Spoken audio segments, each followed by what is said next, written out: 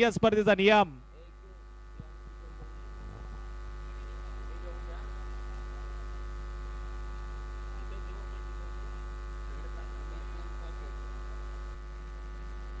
मस्जिद मोल्ला संघाला शेवटची आता विनंती केली जाते. 100% आता पेनल्टीच्या सामोरे जावं लागेल. राजू ज्याच्या या पहिल्या चेंडूवरती आक्रमण केलं गेलं, इथून मात्र सिंगल पूर्ण होती. आता 5 चेंडू उरलेत, 15 धावांची गरज. विजयजी जाधव यांना विनंती. उत्तम गोलंदाज राजू क्या करेंगे बल्लेबाज को बाजू. एकाच ऍक्शन मध्ये 2 प्रकारचे चेंडू फेकण्यामध्ये बाहेर.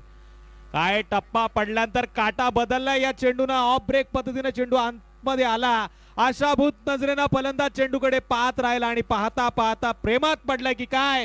संदेश म्हात्रे यांच्या चेहऱ्यावरती टेन्शन इथे पाहायला मिळतंय. पण इथे टेन्शन घेऊ नका, कारण की इथे पेन्शन मिळत नाही. चांगला पडका गोळीचे वेगाने यावेळेस गेला चेंडू आरपार. धावा मिळाल्यात 4. जब रन मिलेंगे 4 तो जरूर होगा बेड़ा पार. ठोक डीजे.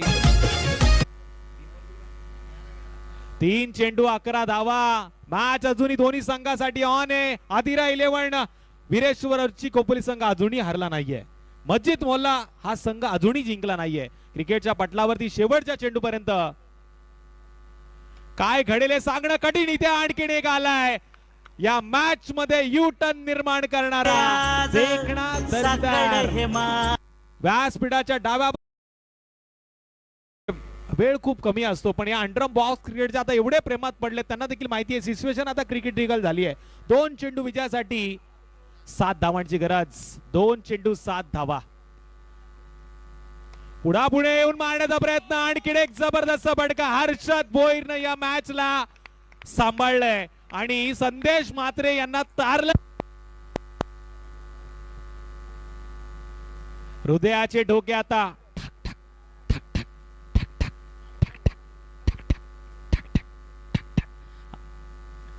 असे वासत आणि इथे आलाय विजयी 4 धावांसाठी